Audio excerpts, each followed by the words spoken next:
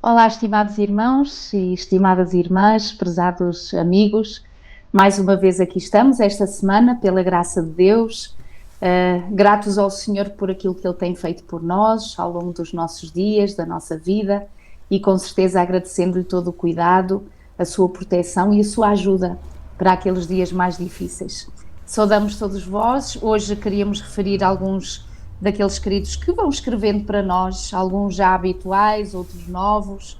Então saudamos a Raquel Reis, o Edu Oliveira, a Antonieta Nascimento, aquele ou aquela que se define como Solmar 25, não sabemos o seu nome, às vezes quando escrevem as mensagens podem colocar lá o vosso nome também, a Manuela Pires, a Luísa Manuel, a Silvana Pinto, a Maria Teresa Guerreiro, um beijinho para esta querida irmã, a Elza Francisca, o Felipe Dias, também aquela ou aquele que é definido por Cela Canto Gospel, portanto sejam bem-vindos também e obrigada pelas vossas palavras, a Neudes Fraga, a Adelaide Norton, que também diz ser a Adele Carvalho, a Márcia Bonino, que também está connosco habitualmente, a Lourdes Santo, a nossa querida irmã que continua a pedir orações pela sua saúde, não desanime, tenha coragem, a Carla Gonçalves, que diz também, marido, orar por nós lá em casa e apreciar bastante as nossas lições, e nós agradecemos muito pelas orações,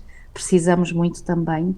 A Elizabeth Pinto, um beijinho também. A Marli Rolim, que também já é habitual, que pede orações por um sobrinho neto, o Henri Gabriel, que tem 5 aninhos e luta contra um neuroblastoma, ou seja, já há 2 aninhos que está a lutar contra este desafio, já fez transplante, 2 transplantes de medula, então é uma coisa muito complexa, realmente uma criança tão pequenina, o nosso coração fica bastante sensibilizado e oraremos sim, com muito carinho. A Maria José Garcia, que pede orações pela união da sua família, e todos precisamos destas orações, querida irmã, porque o inimigo, sabendo que tem pouco tempo, com certeza que vai visando a divisão e a destruição das famílias. Então coragem, coragem no Senhor. O nosso querido David Silva, que também já é habitual, um beijinho, um abraço, o António Pereira, todos os ouvintes da Rádio Tranquilidade, nós não esquecemos também, que Deus vos abençoe também e vos ajude, a Elisângela de Moraes e o nosso amigo Carlos David dos Estados Unidos, que, como diz, não saber escrever em português, escreve em inglês, não faz mal, nós compreendemos, são de pais portugueses, mas têm dificuldade realmente em escrever o português, porque já está lá nos Estados Unidos há muitos anos. Que Deus continue a abençoá-lo, irmão, e que possamos colaborar nesta caminhada para a eternidade. Então, marido, se pudermos orar, está bem, ia pedir que fizesse então esta primeira oração, incluindo todos os assuntos da oração. Muito bem, vamos orar então. Nosso querido e amado Pai que estás nos céus, em primeiro lugar, Senhor, queremos reconhecer a nossa completa indignidade ao nos apresentarmos diante de Ti. Sabemos, Senhor, que não existe qualquer mérito em nós. No entanto, Senhor, nós nos aproximamos de Ti com toda a confiança e com toda a fé, porque Tu prometeste que todo aquele que vem a Ti, Tu de modo algum lanças fora. Amém. E também está escrito na Epístola aos Hebreus que devemos aproximar-nos de Ti, a chegar-nos ao Teu trono da graça com toda a confiança. Então, Senhor, nós o fazemos, mais uma vez, não confiando nos nossos méritos que são nulos, mas confiando nos Teus absolutos e perfeitos méritos, confiando no Teu amor e na Tua misericórdia por nós. Obrigado, Senhor, pela Tua palavra, que é um verdadeiro GPS espiritual para a nossa vida neste mundo de trevas, de confusão, de dor, de morte. Enfim, Senhor, hoje iremos também abordar a questão das lutas e, sobretudo, da maior luta que está por detrás de todas as lutas, que Tu nos dês, Senhor, o discernimento que apenas e só o Teu Espírito Santo nos pode conceder e que nos ajude, Senhor, a explanar este texto da melhor forma possível. Senhor, quero-Te também pedir encarecidamente, fazendo este pedido de intercessão por todos estes nossos queridos irmãos e amigos que nos acompanham, pelos pedidos que eles expressaram, Senhor. Tu conheces melhor do que nós podemos conhecer aquilo que vai nas suas vidas, nos seus corações, possas atender à sua necessidade, Senhor, e que acima de tudo, Senhor, cada um deles possa reconhecer a Tua intervenção poderosa nas suas vidas. Amém. Senhor, que Tu nos ajudes a compreendermos este tema fundamental que hoje iremos abordar e que possa tornar-se uma realidade prática nas nossas vidas, que Tu queres intervir na nossa vida. e que muitas vezes a única coisa que nós precisamos de fazer é de confiar em Ti e deixar que Tu hajas em nós e através de nós. Senhor, Tu desejas acima de tudo a nossa obediência. Por favor, Senhor, ajuda-nos a que possamos cada vez mais colocar a nossa vida em total conformidade com a Tua vontade, para que assim Tu possas verdadeiramente agir poderosamente através de nós, Senhor, para a honra e glória do Teu nome e para o avanço da Tua causa. Mais uma vez te peço que nos guies na explanação da Tua palavra, a minha querida esposa. Fica connosco, pois, e também permite, Senhor, que o Teu Espírito possa iluminar a mente dos queridos irmãos e amigos que nos ouvirão, para que eles possam compreender, Senhor, que esta palavra não é uma palavra nossa, mas é uma palavra de Ti, Senhor. Usa-nos, pois, Senhor. É o que nós te pedimos e pela fé te agradecemos, em nome de Jesus. Amém. Amém. Amém. Muito obrigada. Como introdução da lição desta semana, que realmente é, sem dúvida, muito solene, eu fui fazer uma pesquisa, marido, de poder perceber neste momento, no ano 2025, quantos conflitos e quantas guerras existem no mundo. E foi-me dada a informação que neste momento entre 60 a 65 grandes conflitos armados que estão a existir no mundo, significativos, ou seja, que estão ativos neste momento, e entre 10 a 15 são guerras que têm um número muito elevado de mortes. E todos nós, com certeza, e quem sabe, alguém que nos escuta até, pode estar num desses locais em que realmente há estes desafios de guerras físicas, literais, portanto, que estão a existir em alguns países. E sempre que nós ouvimos notícias e vemos realmente os resultados destas contendas, destas guerras, é algo que aperta o nosso coração e sentimos realmente um grande pesar e uma grande tristeza de pessoas que não tenham pudor de destruir as outras pessoas, de aniquilar fisicamente as outras pessoas. São reinos, são nações, são povos que são tratados como se fossem peças de objetos, não é? E são, portanto, mortos em grande número. Para além desta questão, que é aquilo que os nossos olhos veem, não é? Aquilo que os nossos olhos percebem, aquilo que fisicamente e literalmente nós poderemos ver, há um conflito por detrás de todos os conflitos, que nem todas as pessoas têm a noção desta realidade. Perceber esta realidade, a noção do grande conflito, ou seja, deste momento ou desta intervenção sobrenatural, de uma guerra cósmica, de uma guerra que se está a fazer, digamos nós, por trás dos bastidores daquilo que é o nosso planeta, daquilo que é o nosso mundo. Conhecer isto, marido, é preparar-nos mais do que nunca para sabermos viver cada dia da nossa vida, é entender as coisas que vão acontecendo à nossa volta e, com certeza, abrigar-nos debaixo daquele que tudo pode e daquele que é o grande comandante, portanto, que é o Senhor Jesus. Queres dar umas palavras introdutórias? Sim, Milu, muito obrigado. Tu sabes que, da minha experiência, que uma das coisas que me despertou, mas despertou de uma forma brutal, entre aspas. Quando eu digo brutal é no sentido de que foi um despertar forte. Foi quando um dia, falando com um pastor, que depois veio a ser meu professor de teologia, ele estava cá em Portugal precisamente a fazer um encontro para jovens universitários, e eu na altura era um jovem universitário, estudava na Faculdade de Psicologia da Universidade de Lisboa, e em conversa pessoal com ele, eu lhe fiz uma pergunta, porque havia muitas questões que estavam na minha mente acerca da mente humana, porque era esse o objeto dos meus estudos, não é? E eu perguntei o que é que ele achava que é a mente humana. Eu nunca mais poderei esquecer a resposta que ele deu. Aquela resposta, eu acredito hoje, de todo o meu coração, na altura não me percebi, que foi o Senhor que o usou para me dar aquela resposta que, digamos, criou um impacto brutal. Eu não reagi, eu fiquei quase como que mudo, não é? Paralisado, não é? Mas aquilo teve um impacto tão grande que começou, pronto, foi como que uma semente lançada na minha mente, e a partir daí essa semente começou a germinar e deu resultados extraordinários para a honra e glória de Deus. E a resposta que ele deu foi: nós temos que compreender que a mente humana é o campo de batalha do grande conflito entre as forças sobrenaturais do bem e as forças sobrenaturais do mal. Pau! Piu! Aquilo foi... E vocês perguntarão, então, mas você não era um jovem adventista, não era um jovem da igreja, não assistia à igreja, não estudava a Bíblia? Pois, sabia tudo isso, mas nunca tinha conectado as coisas. E quando pela primeira vez ele faz aquela afirmação e essa realidade, digamos, é revelada na minha mente, isto foi realmente... E desde então, queridos, eu tenho compreendido e só tenho confirmado vez após vez que esta dica que esse pastor deu realmente é a mais pura verdade. A nossa mente, a mente humana, é o campo de batalha, o verdadeiro e único campo de batalha deste conflito entre o bem e o mal. Tu há pouco referiste muito bem estas guerras que existem. Pois bem, e aquelas guerras que são invisíveis? E aquelas guerras sociais, e laborais, e sindicais, e guerras entre cônjuges, e guerras entre colegas de trabalho, e guerras entre... Enfim, tantos conflitos que às vezes não se manifestam através de conflitos armados, não é? Mas não deixam de ser conflitos, não é? E mais, muitas vezes, conflito connosco próprios, não é?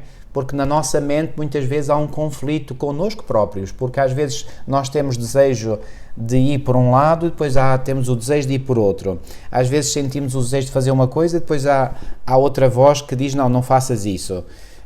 Nós todos vivemos um conflito interior, não apenas um conflito mental, psicológico com as outras pessoas, mas um conflito connosco próprios. Amigos, posso-vos dizer... E isto eu tenho a certeza absoluta do que irei dizer, porque não é invenção minha, é aquilo que a palavra de Deus revela. Todos estes conflitos bélicos, conflitos sociais, conflitos laborais, conflitos entre pessoas, conflitos conjugais, conflitos com a própria pessoa, tudo provém do mesmo grande conflito. Porquê? Porque, por exemplo, nos conflitos individuais, quando nós desejamos uma coisa e depois desejamos outra. Porquê?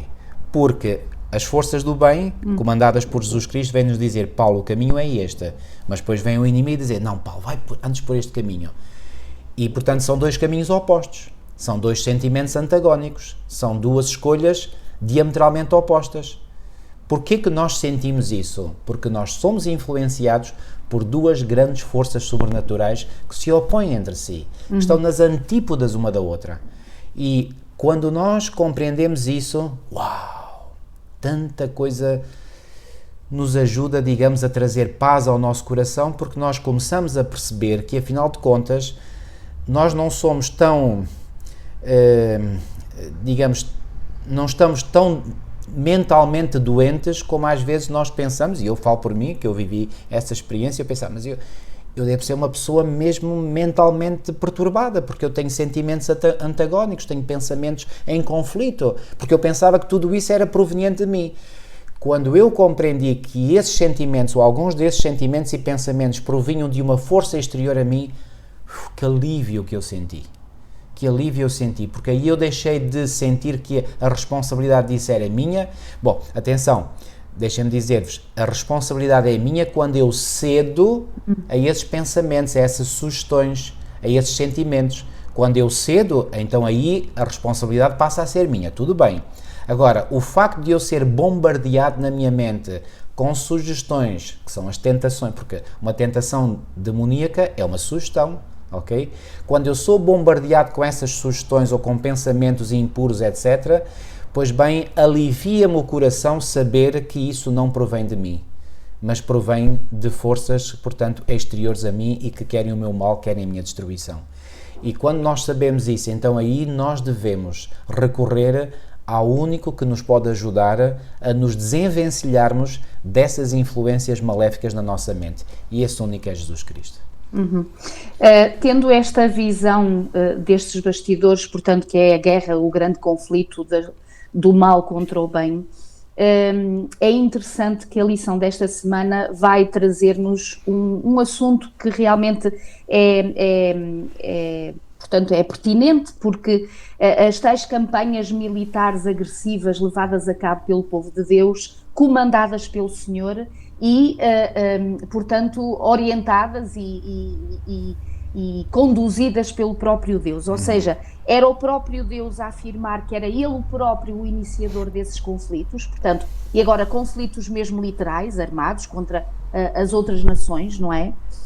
E a pergunta que se coloca, e o autor faz logo estas perguntas na lição de sábado à tarde: como compreender que o povo escolhido de Deus tenha levado a cabo tais práticas, portanto, nos tempos do Antigo Testamento, e como é possível conciliar esta ideia entre um Deus bélico, digamos assim, e com o seu caráter de amor. É difícil esta questão das guerras divinamente ordenadas, não é? Porque realmente, fisicamente e literalmente se destruíam nações, e às vezes nações de bebés, de mulheres, de homens, de idosos, de adultos, de jovens, tudo. E a lição desta semana é exatamente para tentarmos compreender esta questão, vai nos levar a algo da tal conflito por detrás dos conflitos, para entendermos o porquê dessas ordens divinas, dessas, portanto, desses mandamentos, não é? Ordens que o Senhor dava àquele povo para realmente ser nas suas mãos instrumento de justiça, não é? E de juízo diante de várias nações. Mas se calhar vamos então começar pela lição de domingo, quando o Senhor vai aqui em Josué, e se quiseres ler, Maria, e comentar, este comandante do exército do Senhor, está bem? Já para entrarmos exatamente nesta visão e nesta realidade de armamento e de exército da parte do próprio Deus e, portanto, e da divindade. Em Josué, no capítulo 5, lermos do 13 ao 15. Certo, eu vou ler então. E sucedeu que, estando Josué ao pé de Jericó, ou seja, lá muito perto, porque eles já tinham feito a travessia, não se esqueçam. Exato. Portanto, do rio Jordão, levantou os seus olhos e olhou, e eis que se pôs em pé diante dele um homem que tinha na mão uma espada nua. A espada nua quer dizer a espada desembainhada, ok? Portanto, da sua bainha. E depois diz assim: e chegou-se Josué a ele e disse-lhe: és tu dos nossos ou dos nossos inimigos? E disse ele: não. Eu gostei muito do comentário, já agora eu faço aqui já um comentário a este não, que foi a resposta que Josué ouviu da boca deste homem, entre aspas, que já iremos ver que não era um homem, um simples homem. E esta resposta, portanto, eu nunca tinha pensado nisso, confesso. Diz ele aqui, o autor, a resposta do visitante revela que ele não está disposto a entrar nas categorias definidas por Josué. Porquê? Porque Josué estava a ver as coisas num plano meramente humano. És tu dos nossos ou dos nossos inimigos? E a resposta do não é: não, eu não pertenço a essas categorias, Josué, que tu estás a nem um lado nem ao outro. Nem um lado nem ao outro. Eu sou de uma categoria superior. E aqui o autor diz, e muito bem, por outras palavras, a questão final não é se ele que estava a falar com Josué, está do lado de Josué, mas sim se Josué está do lado dele. Ou seja, o não revela que, e este personagem era o próprio Cristo, que estava aqui, portanto, a falar com Josué. Como é que nós podemos saber isso? Já agora eu vou continuar aqui a minha leitura. Não, mas vem agora como príncipe do exército do Senhor, então isto aqui já coloca, portanto, num plano completamente superior ao plano humano. Então Josué se prostrou sobre o seu rosto na terra e o adorou.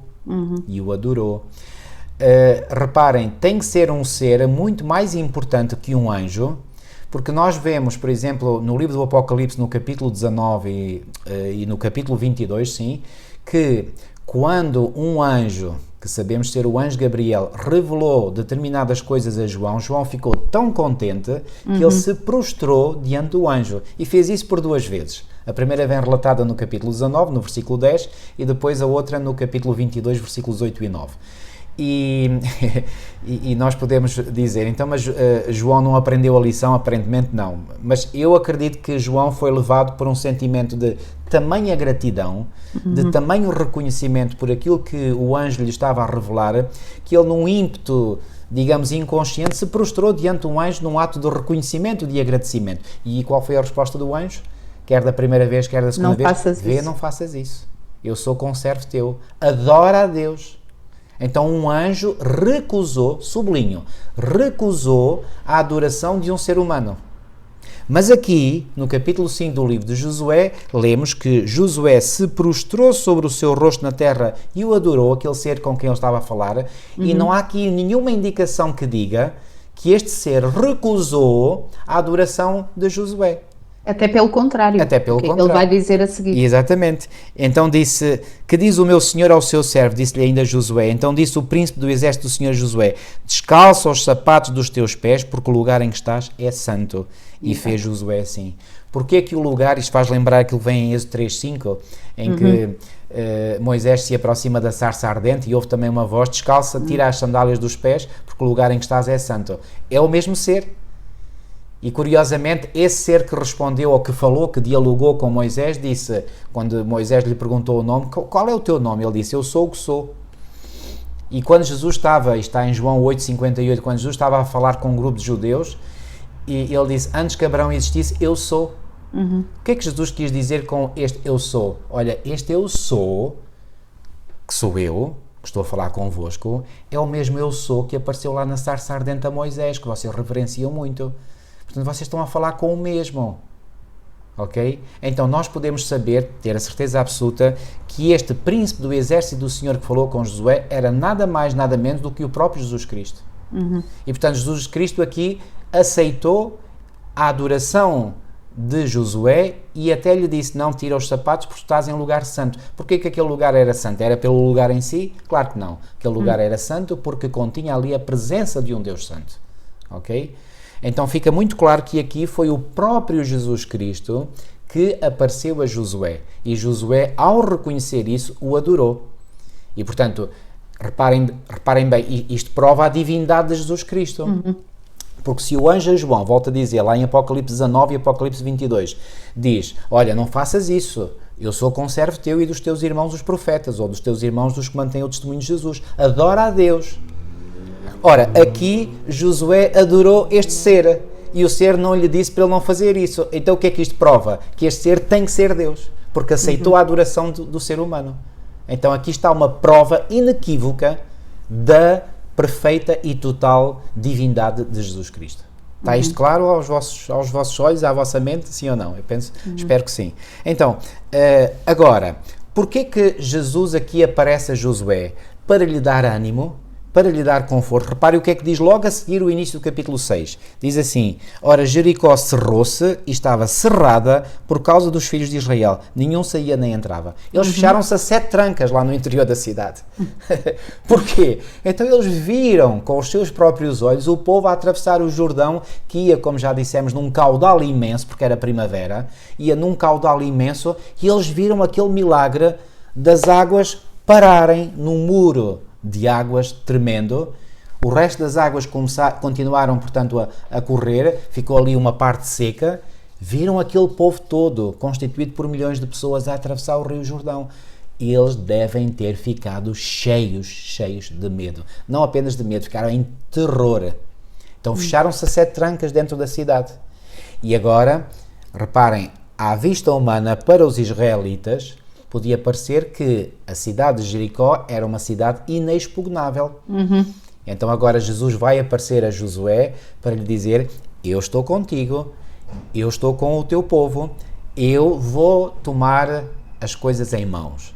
E amigos, quando Deus toma as coisas em mãos, esqueçam, não há nada, absolutamente nada, nem ninguém que possa opor-se àquilo que Deus irá fazer. E Deus queria que quer Josué, quer o povo, confiassem mais uma vez nele, que ele iria resolver a situação. Lembram-se do que é que tinha acontecido quando eles saíram do Egito, em que, pela intervenção sobrenatural de Deus, maravilhas aconteceram. O que é que o povo de Israel teve que fazer para que saíssem do Egito? Apenas andar, pôr-se a caminho, nada mais. O Senhor fez tudo por eles, enviou as 10 pragas, matou os primogénitos, em retaliação justa por aquilo que os egípcios já tinham feito para com os primogénitos dos israelitas, tinha feito uma série de maravilhas, tinha aberto o Mar Vermelho diante deles.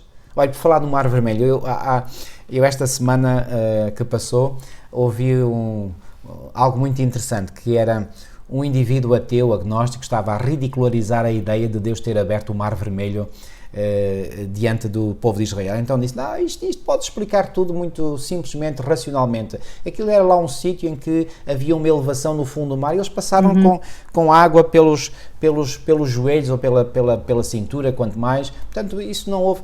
E um senhor crente estava a ouvir e disse, olha, interessante, sabe, olha, isso que você acabou de dizer ainda me ajuda a ter mais fé em Deus. E o outro ficou muito admirado. Então como? É que foi realmente um grande milagre que o Senhor tenha afundado um exército inteiro em águas tão pouco profundas.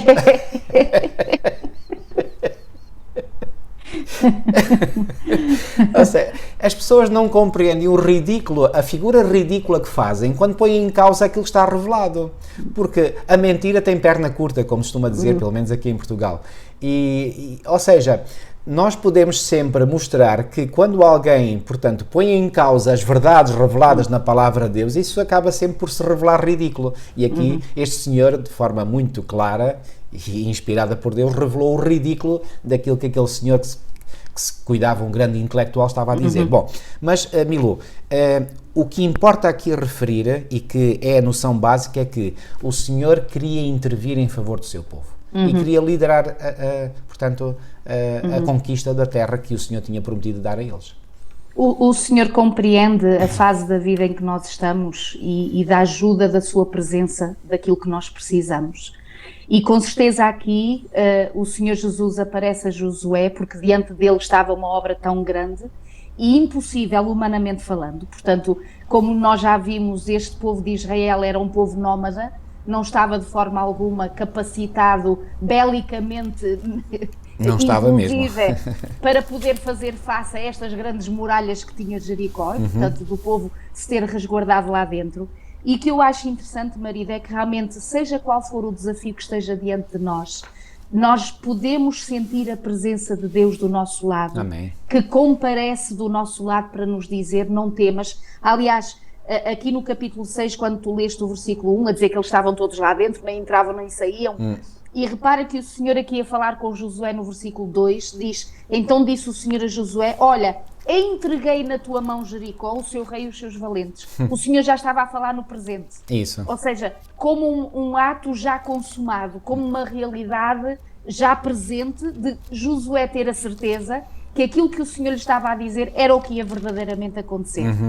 E repara, quando o Senhor dá estas ordens de marcha, porque o Senhor aqui estava a dar as ordens de marcha a Josué, estava a explicar-lhe como todas as coisas deveriam ser feitas e a forma como deveria ser feito, Josué pôs-se pronto, pôs-se humilde a ouvir exatamente estas informações que vinha do comandante do exército do Senhor, portanto que era o próprio Senhor Jesus Cristo, não é? Que é o comandante de todos os comandantes, e com certeza Josué sentiu agora um aconchego. Eu às vezes penso assim, Maria, desde que eles saíram lá do Egito até este momento, se eles fossem a supor ou a pensar, é verdade que agora a nação é diferente, os outros já haviam todos falecido, não é? Poucos passaram agora o Jordão para a terra prometida terrestre, mas quando eles passam o Jordão, ao passar o Jordão, será que eles estão preocupados como é que agora vão fazer face às muralhas de Jericó? Isto para dizer o quê? Basta a cada dia o seu próprio mal. Sem dúvida. Caminhavam um dia de cada vez, entregues ao poder do comandante. Ora bem. E o comandante não dava as informações todas desde que eles saíram do Egito. Pois O Senhor claro. não lhes disse tudo o que eles tinham que fazer durante toda a caminhada, durante aqueles anos todos. O Senhor foi dando diariamente, consoante a sua necessidade, consoante os desafios que eles estavam a viver, às vezes consoante as teimosias também, as desobediências, ou seja, este Deus presente que se quer manifestar na nossa vida diariamente, consoante aquilo que nós precisamos. Então repara, este Josué acaba por se prostrar diante deste príncipe, não é? Como o príncipe do exército do Senhor, como tu disseste, porque era o Senhor Jesus Cristo, não é? E quantas das vezes, marido, é exatamente por falta desta prostração diária que deveríamos de ter perante o Senhor, que muitas das vezes não estamos capazes de ultrapassar os desafios e as guerrilhas que o inimigo traz sobre a nossa vida. Nós somos tão ou mais impotentes que estes outrora Sem dúvida. tiveram este desafio físico, literal, real, diante de si, agora nas nossas lutas cósmicas, deste grande conflito. Não há poder em nós. Nós não temos capacidade para poder ultrapassar as guerras que o inimigo traz até nós, porque ele é superior a nós em poder, Claro que sim. em sabedoria, em Sim, estratagemas. Então, queridos, esta prostração que Josué tem mal identifica o príncipe do exército, que era exatamente o Senhor Jesus. É isto que o Senhor apela que tenhamos todos os dias, esta humildade de nos submeter a este poder que nos dará, então ele sim, a sabedoria, a capacidade, a prudência, ok? O discernimento, para nós sabermos como nos posicionar e reagir, ou então ficar quieto, é Deus que tem que nos dizer isso, diante de todos os conflitos e os desafios que nós temos. E aqueles que tu disseste, e muito bem, marido, conflitos a vários níveis da nossa vida. Porque nós não estamos a lutar contra a carne e o sangue. Porque muitas das vezes nós vamos tentar reagir ou reagimos diante da pessoa ou do acontecimento em si, sem esta visão de fundo, a visão do grande conflito, a visão dos bastidores, e então aí o inimigo acaba por nos extenuar e acaba por nos desanimar, porque nós compreendemos que não há capacidade em nós. Mas, porém, como dizia também em algumas batalhas, os nossos olhos estão fixos em ti. Amém. E quando os nossos olhos estão fixos no Senhor, queridos, seja qual for a intempérie, a guerra, o problema, a luta que venha sobre a nossa vida, este comandante do exército está do nosso lado. Amém. Prostremo-nos, submetamo-nos e ele vai lutar por nós. Milo, permite-me ainda acrescentar, ainda estamos aqui na lição de domingo, vamos ter que avançar, enfim, embora já estejamos a falar também da questão de segunda, embora aqui na lição de segunda haja aqui pormenores muito interessantes que queremos realçar. Mas há aqui um pormenor muito interessante que eu vejo na história deste povo de Israel. Eles tiveram grandes vitórias pelo poder do Senhor, claro, isso é indiscutível que, portanto, quando há vitórias é sempre pelo poder do Senhor. E eu creio que aconteceu com eles o mesmo que acontece connosco, eu por mim falo, que é o seguinte: muitas vezes nós ficamos tão satisfeitos, tão felizes com as vitórias que o Senhor nos dá, que depois, digamos, queremos saborear de tal maneira essas vitórias que, desculpem-me a expressão, nós nos deitamos à sombra da bananeira, ou seja, nós cruzamos os braços, ficamos a saborear a vitória, quando o inimigo já está a preparar o próximo ataque. E muitas vezes nesse próximo ataque nós sucumbimos. Porquê? Porque ele não para, ele não tira férias, ele não tira dias de folga, não é? Portanto, a função dele é massacrar-nos, tentar-nos para ver se nós caímos e assim nós nos tornamos reprováveis aos olhos de Deus. Portanto, nós temos que adquirir o hábito, digo bem, adquirir o hábito, tem que se tornar um modus vivendi na nossa vida, de continuamente, dia após dia, dependermos do Senhor.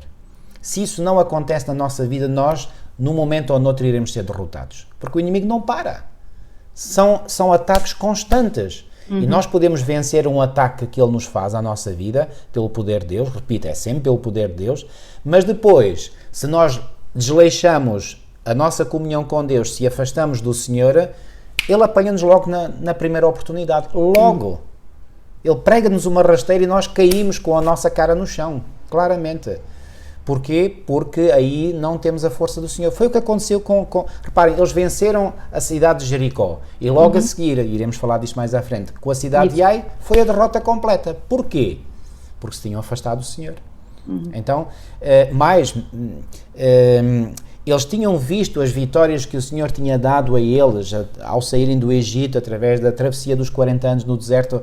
Então, havia alguma razão para duvidar de que Deus continuaria a estar com eles. Aliás, pouco depois de eles terem saído do Egito, eles até puseram em causa, isto faz parte da lição, Êxodo 17, puseram em causa a presença de Deus com eles. E isto foi muito, e não é por acaso, olha, eu por acaso nunca tinha feito a ligação, e agora ao estudar esta lição eu vi, há uma ligação perfeita, porque reparem, no capítulo 17 de Êxodo, Já lá vamos aqui à lição de segunda, mas no capítulo 17 de Êxodo, nos é apresentada, portanto, essa rebelião que o povo teve contra Deus, e logo a seguir vem a descrição do ataque que os amalequitas fizeram ao povo de Israel. Porquê que os amalequitas atacaram o povo de Israel? Atacaram precisamente porque o Senhor permitiu que os amalequitas atacassem o povo de Israel, porque o povo de Israel tinha se afastado do Senhor, estava a zombar de Deus, estavam a tentar o Senhor. Porque Moisés até disse, tentaste ao Senhor, dizendo, está o Senhor no meio de nós ou não. Ok? E isto podemos ler, portanto, em Êxodo. Peço-vos que abram as vossas Bíblias, portanto, em Êxodo 17, e aqui no versículo 7 diz assim, e chamou o nome daquele lugar Massá e Meribá, por causa da contenda dos filhos de Israel, e porque tentaram ao Senhor, dizendo, está o Senhor no meio de nós ou não. E reparem, logo a seguir este texto, então veio Amaleque e pelejou contra Israel em Refidim. Logo a seguir, foi logo. A gente pensa que estas histórias são assim, é uma historinha aqui, ponto final, agora vamos para outra história. Não, está tudo interligado. E portanto, este ataque que o Senhor permitiu que os amalequitas fizeram foi, por assim dizer, para lhes dar uma lição. Vocês não querem nada comigo, vocês estão-se a zangar comigo, estão a pôr em causa, em dúvida que eu estou no vosso meio. Ok, então vocês agora vão sofrer as consequências. Pronto, amigos, é isto que acontece connosco. Isto não é só a história dos israelitas, é a nossa história. Nós afastamos um pouco do Senhor, nós desprezamos o Senhor, porque queremos, dizemos assim, ok, eu sei que Deus é bom, Deus, a vontade dele para mim é melhor, mas, ó Senhor, deixa-me só fazer a minha vontade neste ponto aqui. É só uma coisinha, tem pouca importância. Senhor, deixa-me fazer. O Senhor, pronto, está bem, queres fazer, faz. E depois a gente faz borrada. E depois vêm os problemas da nossa vida, depois vamos queixar-nos, não é? E o Senhor, graças à sua grande misericórdia, ao seu grande amor, Ele aceita-nos de novo, dizendo, estás a ver? Espero que tenhas aprendido a lição. E muitas vezes não aprendemos e voltamos a... E este meu suspiro é, eu se estivesse no lugar de Deus, eu não tinha tanta paciência. Temos que aprender com Ele. Eu não tinha tanta paciência, porque isto aí, mas é tudo à chapada. Realmente nós somos tão rebeldes, nós somos tão lentos em compreender que o Senhor quer o melhor para nós e que para nós vivermos esse melhor que o Senhor tem em reserva para nós, nós temos que seguir impreterivelmente os seus caminhos. Não é só numas coisas, é em tudo.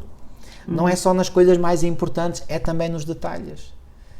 E quão difícil é a aprendizagem desta lição, amigos. Não vamos pensar que somos melhores que os israelitas, porque não somos. Garantidamente não somos. Ok?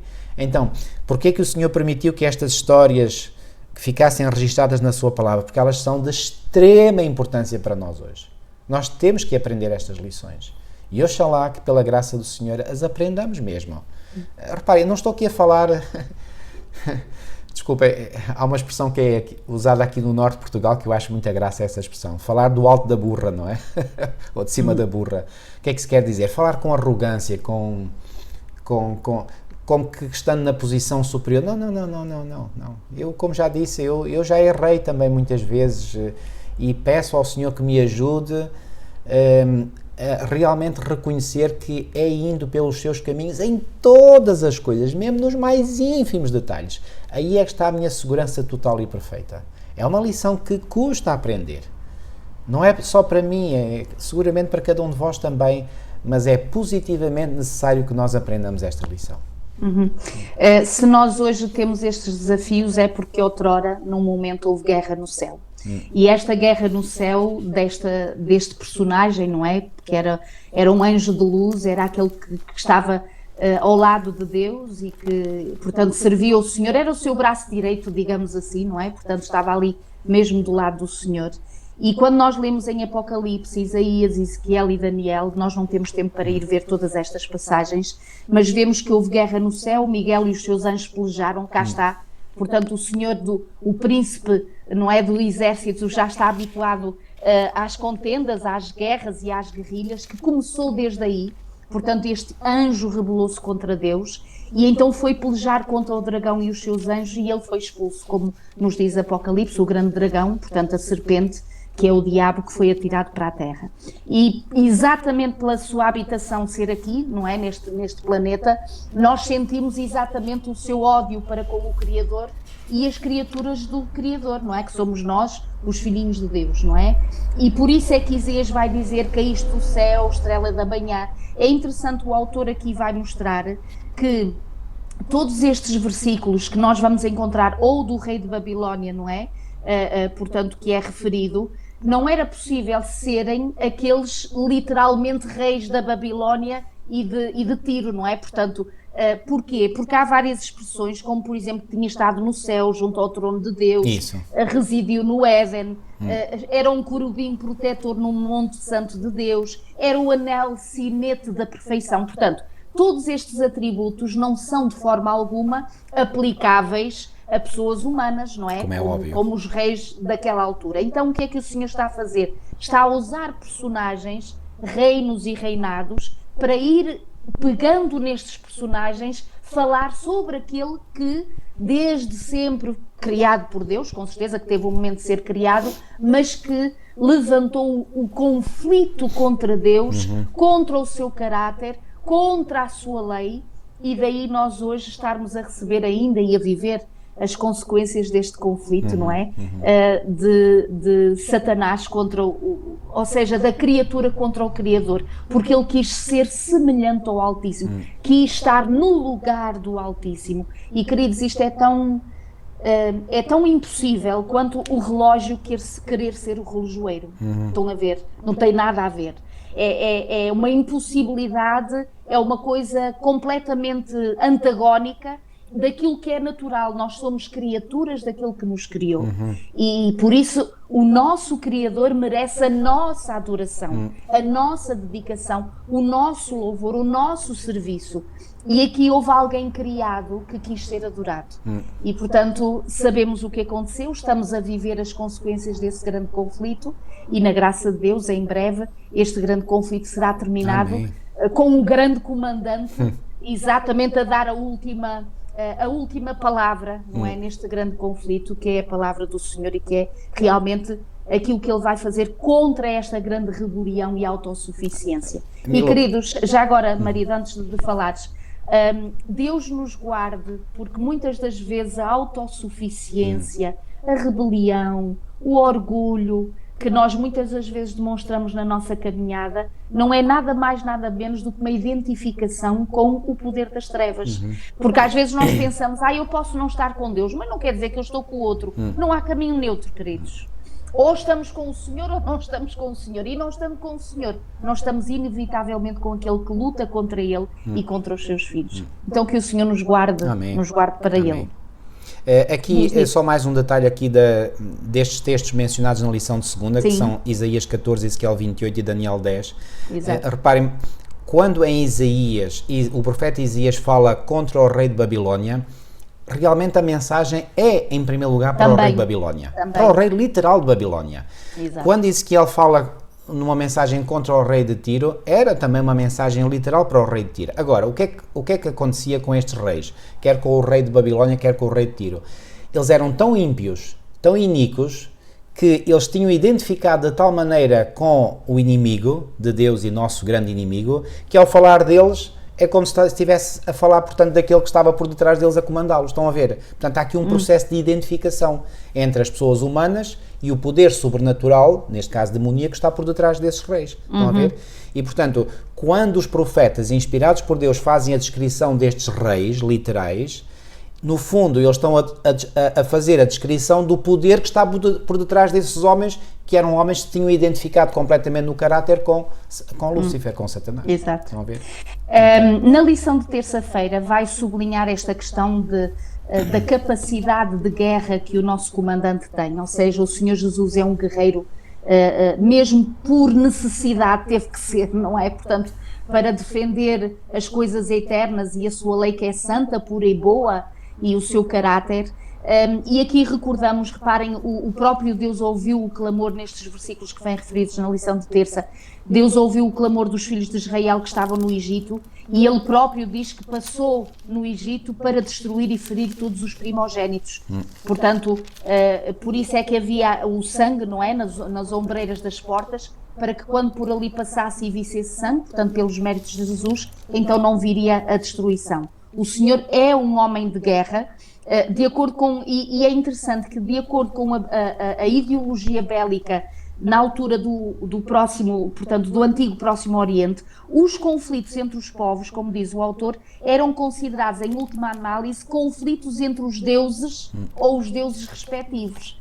E repara, aqui se levanta o único Deus com um Deus grande, não é? Com um D grande, portanto, porque é o único Deus que devemos adorar e respeitar, dando a entender que realmente Ele pode todas as coisas, é o único que pode, o único que é capaz, e Deus está e sempre esteve em guerra com o pecado. O Senhor não pode tolerar o pecado. Então, se o pecado existe, se ele se manifesta, o Senhor tem que se insurgir contra isso. Porque o pecado não é o melhor para o ser humano. O Senhor quer o melhor para o ser humano. Então, repara, Maria, isto até me fez pensar no seguinte. Muitas das vezes, por vezes nós podemos pensar que estamos... ou seja, seguir Jesus e aceitar Jesus é agora e finalmente viver uma vida de paz. Porque nós já conhecemos Jesus, o Senhor já nos disse o que tem a dizer. Quando o Senhor Jesus nos está a dizer que Ele é guerreiro, então se é guerreiro, já a sua própria pessoa tem que ser guerreira para lutar contra as trevas e contra aquele que se insurgiu contra Ele. Agora reparem quanto mais temos que ser nós. É verdade que sentiremos paz, a tal paz que o mundo não conhece, mas que paz é esta? Não é a ausência de problemas e dificuldades. Não é a ausência de guerra e de arremessos do inimigo contra nós, mas é esta paz de saber que o Senhor é o comandante. O Senhor está adiante, o Senhor vai na frente, o Senhor me dá as ordens de comando, as ordens de marcha. E quando o Senhor nos dá as ordens de marcha, então nós podemos confiar, podemos descansar que o Senhor está connosco, vai adiante de nós, e nós estamos a colaborar com esse poder que tudo pode e que realmente pode vencer na nossa vida. Isto é maravilhoso. E deixa-me só acrescentar, tu disseste que alguns pensam que quando aceitamos Cristo começa uma vida de paz. Começa uma vida de guerra. Isso. Porque a partir do momento em que nós aceitamos Jesus Cristo como nosso Salvador pessoal e queremos que Ele seja também o Senhor das nossas vidas, o outro, ele fica podre de fúria.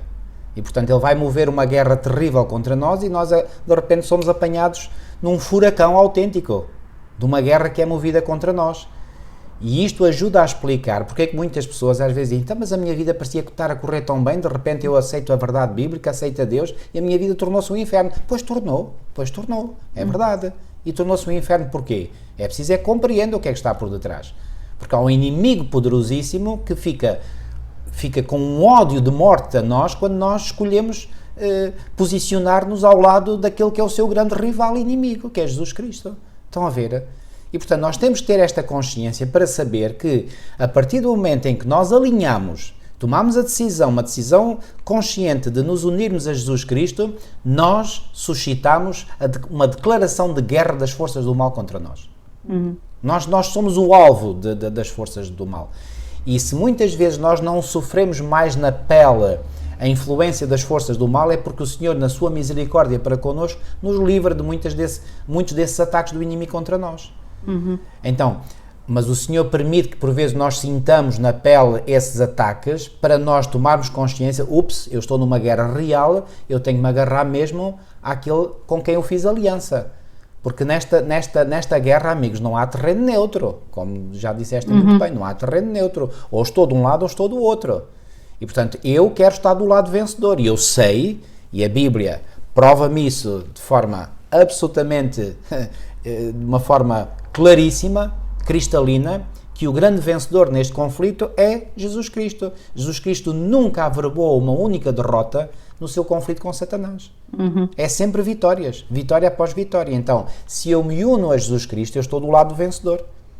O inimigo pode-me chatear, pode aborrecer, mas quanto mais unido eu estiver a Cristo, mais eu serei vencedor nesta batalha. Eu e cada um de vós, obviamente, certo?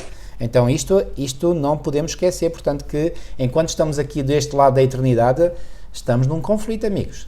Quer queiramos, quer não, quer gostemos, quer não. Esta é a realidade. E convém que os nossos olhos estejam abertos para essa realidade. É uma realidade que os nossos olhos físicos não veem, é verdade, mas os nossos olhos da fé, digamos assim, o nosso entendimento pela fé, deve ver, deve percepcionar, não é? E quando nós percepcionamos isso, tudo muda na nossa perspectiva, ok? E aí nós sentiremos a necessidade de estarmos sempre em união com o Senhor. Milu, vamos avançar? Já aqui temos também este vislumbre para responder às tais perguntas que vimos no início. Porque é que nações inteiras são exterminadas e Deus acaba por mandar realmente exterminar todas estas nações. E nesta própria lição dizia que ninguém pode, como acabamos de dizer, ficar neutro, ou é por Deus ou é contra Deus, e é preciso estar do lado de Deus ou do lado do mal. Nós estamos sempre a posicionar, mesmo que a gente não queira, ou estamos de um lado ou estamos do outro. E tendo este pano de fundo em mente, então a erradicação dos cananeus deve ser vista como uma antevisão do juízo final. Ou seja, aquelas nações haviam tido a oportunidade também de conhecerem o Deus de Israel, tinham ouvido falar sobre ele, o próprio povo ao passar entre eles era exatamente para lhes dar as oportunidades de conhecerem, de se converterem ao verdadeiro Deus, o único Deus que era o Deus de Israel. Mas o Senhor, sabendo todas as coisas, porque às vezes ao falarmos das crianças, Deus sabe quem seriam aquelas crianças dali a alguns anos, portanto, o Senhor sabe todas as coisas, e aqui está o juízo divino, que não deixa de ser um amor envolvido para trazer através do seu povo isto que seria um juízo, não é? Já naquela altura em que as nações eram exterminadas. Deixa-me aqui, digamos, de uma forma, eu vou tentar ser o mais resumido possível, aqui na lição de terça-feira, explicar o seguinte: porque que Deus permitiu, portanto, estas guerras contra estas nações? Reparem bem, eu vou ler 3 textos bíblicos. O primeiro está em Êxodo 12:12, são mencionados aqui na lição, que diz assim: e eu passarei, eu Deus, passarei pela terra do Egito esta noite e ferirei todo o primogênito na terra do Egito, desde os homens até aos animais. E agora repare o que é que diz a última parte deste versículo: e sobre todos os deuses do Egito farei juízos. Ou seja, esta ideia que havia entre os povos do antigo Médio Oriente, de que quando havia uma batalha, uma guerra, portanto, no fundo era uma batalha entre os deuses de uma nação e os deuses da outra nação beligerante, no fundo esta ideia estava correta em si mesma, ok? E realmente aqui foi uma guerra entre o Deus de Israel e os deuses do Egito. Agora, quem eram esses deuses aqui mencionados, os deuses do Egito? Vamos a Levítico, capítulo 17 e versículo 7, e diz assim: e nunca mais sacrificarão os seus sacrifícios aos demónios, após os quais eles se prostituem, isto ser-lhes-á por estatuto perpétuo nas suas gerações. E vamos ainda a um outro texto em Deuteronômio capítulo 32 e versículo 17, diz assim, versículos 16 e 17: com deuses estranhos o provocaram a zelos, com abominações o irritaram, com deuses estranhos. E logo a seguir o versículo 17 diz: sacrifícios ofereceram aos diabos. Quem são então esses deuses? Não são nada mais, nada menos do que os demónios, queridos. São os demónios. Quando o primeiro mandamento diz, não terás outros deuses diante de mim, esses deuses são demónios. Deus não quer que nós adoremos demónios. Porque Ele sabe que quando nós adoramos os demónios, obviamente nós estamos a render-nos a eles. E portanto vamos ficar sob o seu controle, sob a sua autoridade, que é uma autoridade, digamos, ditatorial, ok? Então, sacrifício ofereceram aos diabos, não a Deus, aos deuses que não conheceram, novos deuses que vieram há pouco, dos quais não se estremeceram os vossos pais. Então vem aqui nestes versículos 16 e 17 de Deuteronômio 32 a ligação que há entre deuses e demónios. Então no fundo era uma guerra de Deus contra os demónios. E porquê é que as pessoas estão envolvidas? Lembram-se do que eu disse há bocadinho dos reis de Babilónia e de Tiro? Que eles de tal maneira se identificaram no seu caráter com Satanás, que estar a falar deles ou estar a fazer uma descrição do caráter deles era o mesmo que estar a fazer uma descrição do caráter daquele que estava por detrás deles, que era o diabo. Estes povos, de tal maneira se identificaram com os deuses, com os demónios, que agora Deus quer destruir o mal, os demónios, e não vai poder poupar os seres humanos, porque os seres humanos se tinham identificado completamente com os demónios. Amigos, porquê é que Deus no final irá destruir os ímpios naquele fogo destruidor que destruirá todos os ímpios de todas as épocas após o milénio descrito em Apocalipse 20? Porquê? Se Jesus ele próprio disse que o inferno é um fogo preparado para o diabo e os seus anjos. Preparado para o diabo e os seus anjos. O fogo do inferno que destruirá o diabo e os seus anjos, Deus o preparou inicialmente apenas, repito, apenas para o diabo e os seus anjos. Só esses é que estavam destinados, portanto, ao fogo da destruição eterna. E agora a grande pergunta é, porquê é que Deus então irá destruir também, nesse fogo, pessoas humanas, seres humanos? Porquê? Porque esses seres humanos se identificaram completamente no seu caráter com os demónios. Foi o que aconteceu com estes povos. E aquilo que tu disseste muito bem, que a destruição destes povos é uma antevisão, é uma amostra daquilo que Deus irá fazer no tempo do fim com todos os ímpios. E eu digo, louvado seja Deus por ele destruir o mal, por ele destruir os ímpios. Será que Deus tem prazer em destruir? Há muitos textos na Bíblia que dizem que Deus não tem prazer na destruição do ímpio. Não tem. Mas quando o ímpio, depois de receber vários apelos da parte de Deus, não se arrepende e continua na prática do mal, amigos, tem que se pôr um ponto final no mal. Fez a sua escolha. E Deus põe esse ponto final. E vou-vos dizer, como adventista do sétimo dia, me regozijo imenso numa doutrina bíblica, que é a doutrina do juízo investigativo, e essa compreensão daquilo que Jesus Cristo está a fazer no santuário celestial é que Deus irá pôr um ponto final no mal. O mal vai terminar. Amigos, isto traz uma esperança, isto traz um ânimo tremendo, porque no mundo onde nós vivemos, onde vemos o mal cada vez a ser mais ousado, a ser mais desavergonhado, a impor-se, a passar por cima de tudo e de todos, a criticar aqueles que são bons, que defendem valores bons, isto está-se a tornar insuportável. Insuportável. E nós podemos, e muitos pensam, muitos que não têm a fé em Deus, muitos se interrogam, mas onde é que isto vai parar? Pois bem, não fosse a intervenção de Deus, isto iria por abismo abaixo, quer dizer, não há solução. O mal é autodestruidor. E Deus vai ter que intervir, e Deus vai intervir, e eu digo, louvado seja Deus por Deus intervir para destruir o mal. O mal tem que ser destruído, amigos. Se Deus não destruísse o mal, Deus não era um Deus de amor.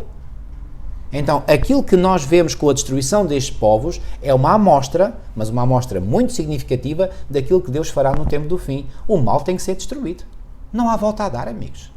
Mas Deus só destrui. E lembram-se que Deus disse a Abraão que a sua descendência estaria por 400 anos sujeita à escravidão, porque não se encheu ainda a medida da iniquidade dos amorreus. Ou seja, Deus deu 400 anos de graça àqueles povos, para eles se arrependerem, para eles retificarem os seus caminhos. E o que é que eles fizeram? Estavam cada vez piores. E o Senhor chegou a um momento e disse, basta, acabou a festa. Agora, vocês não quiseram ouvir os meus apelos ao arrependimento, vocês, pelo contrário, cada vez mais se afundaram no mal, agora acabou. E Deus disse ao seu povo, vocês vejam o que eu vou fazer. E Deus queria fazer todas as guerras ele sozinho. Aliás, até há um texto muito interessante que diz que Deus enviaria vespões. Conhece onde é que está esse texto? Que Deus enviaria vespões à frente e, portanto, que faria com que os povos todos se Ou seja, os israelitas não tinham que fazer nada. E já agora, Milu, e eu vou-te deixar tu explicares esta lição, que é a lição de quinta, a segunda melhor opção. O que é que foi a segunda melhor opção? Porque o povo não alinhou completamente com Deus e com os planos de Deus, Deus então permitiu que eles tivessem que fazer as guerras que não eram suposto fazer. É ou não é assim? É isso Podes mesmo. falar agora e terminas a Aliás, lição. todas as batalhas eram para ser travadas por Yahvé. E o Senhor estava na disposição de poder ir adiante do seu povo para poder guerrear por eles, não é? Defendendo o seu próprio povo. É interessante que Ellen White tem aqui duas citações na lição de quarta-feira, que explica esta questão de quinta-feira, como tu disseste. Deus não designou que eles deviam ganhar a terra da promessa através da guerra, Isso. mas através da submissão e da obediência irrestrita às suas ordens. Exatamente. Ou seja, foi por desobedecerem, por se rebelarem contra Deus, que o Senhor permitiu que as nações viessem contra eles e eles tivessem que guerrear com essas nações. E mesmo no fim da lição de quarta-feira diz, se os filhos de Israel não tivessem murmurado contra o Senhor, ele não teria permitido que os seus inimigos lhe fizessem guerra. Isso.